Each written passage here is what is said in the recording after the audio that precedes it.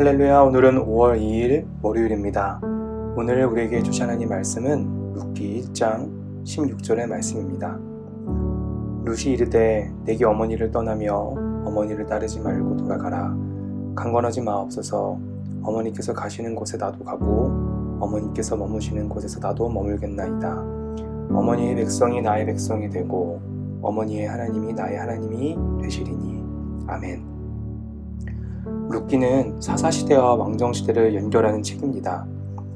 유대인들은 오순절, 즉 맥추절에 룻기를 통독한다고 합니다. 그만큼 유대인들이 가장 좋아하는 책 중에 하나가 룻기이기도 합니다. 이 룻기에서 등장인물은 크게 3명이 나옵니다. 첫 번째는 룻인데요. 룻은 깨어진 우리 인생을 묘사하고 있습니다. 그리고 두 번째는 보아스입니다. 보아스는 이 룻기에서 구원자로서의 역할을 보여주고 있습니다. 그리고 세 번째는 나오미입니다. 나오미는 룻을 보아스에게로 인도하는 역할을 하고 있습니다. 룻의 이름은 만족, 위로, 원기, 회복이라고 하는 뜻이 있습니다. 오늘날로 따지면 비타 500과도 비슷하게 볼 수 있을 것 같습니다. 오늘 본문의 바로 직전인 룻기 1장 14절을 보면 룻이 나오미를 붙쫓았다고 합니다. 여기서 이 붙쫓았다라고 하는 히브리어 다바크는 구약에서 8번밖에 나오지 않습니다. 그런데 룻기에 4번이 나옵니다.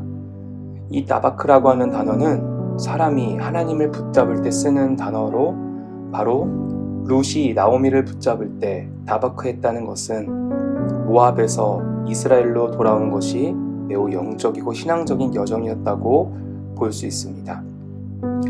이 모습은 창세기 12장에서 아브라함이 가나안 땅으로 떠나는 것과 비견되기도 합니다. 아브라함도 원래 이방인이었고 우상 숭배하는 출신이었으나 그 아브라함이 고향과 친척과 아비집을 떠나 하나님이 허락하신 땅으로 가게 되는 이야기가 이 룻기와 어떻게 이어질까요? 룻 또한 이방 여인이었지만 그는 시어머니 나오미를 쫓아서 연고 없고 아무것도 알지 못하는 이스라엘로 들어가게 되지요. 그런데 어떤 이들은 이 룻기가 아브라함보다 더 위대한 결단이라고 이야기하는 사람도 있습니다. 창세기 12장에서 아브라함은 하나님께서 그 명령을 하시고 큰 복을 약속하십니다. 하지만 룻에게는 그런 축복에 대한 복이 나오지 않습니다. 룻은 받은 약속도 없고 담보물로 받은 것이 없습니다. 아무것도 보장되어 있지 않은데 그런 상황에서도 룻은 결단하여서 아브라함과 유사하지만 더욱 큰 믿음의 발걸음을 내딛었다고도 볼 수 있는 것이죠.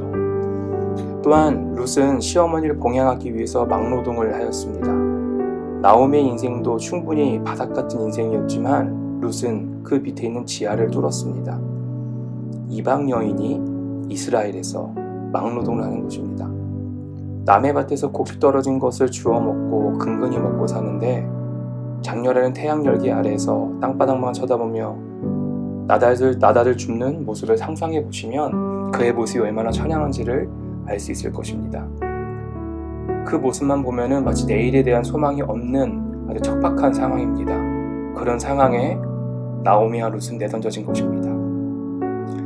이것은 사사기 전면에 흐르는 쇠퇴와 몰락, 무법, 천지가 바로 그 결과였다는 것을 보여줍니다.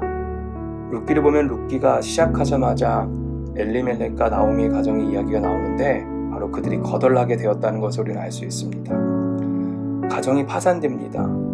이런 엘리멜렉과 나오미의 가정의 황폐한 모습은 이스라엘이 거덜난 모습의 한 샘플인 것이지요. 그리고 사사시대의 결과이기도 한 것입니다.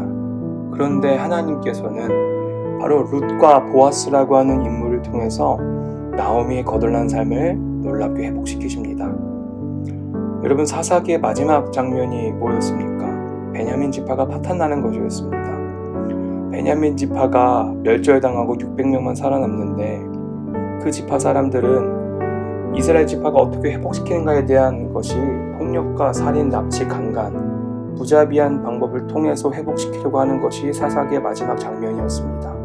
자신들의 힘과 노력으로 회복시키려고 했던 것이 바로 그런 모습이었던 것이지요.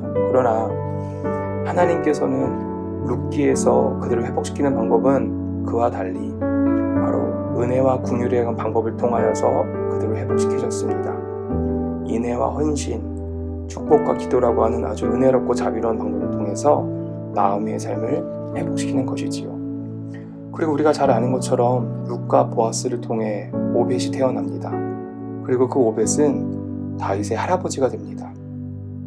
여러분, 사사기에서 계속 던져졌던 화두가 뭐였습니까? 그때 왕이 없었기 때문에 이스라엘이 무법천지가 되었다는 것입니다.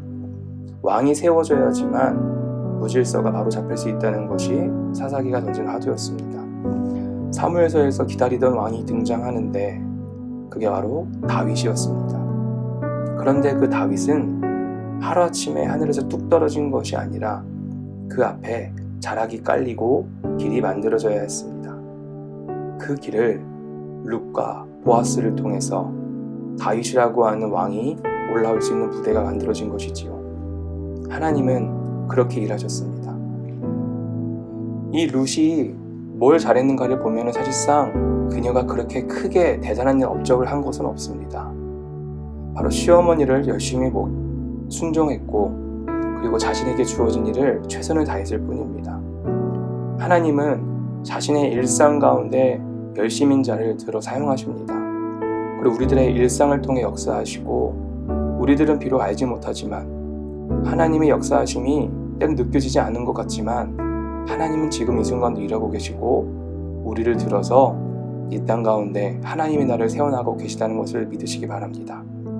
사랑하는 성도 여러분, 오늘날 우리들의 삶 가운데서 주님의 일하심을 사모하십시오.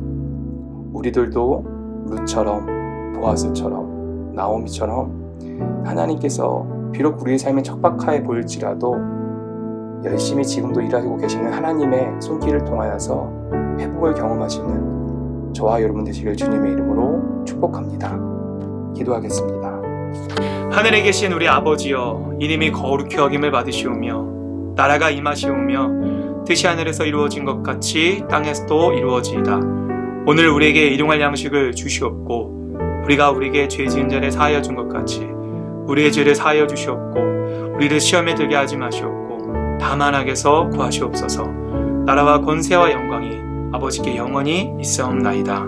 아멘.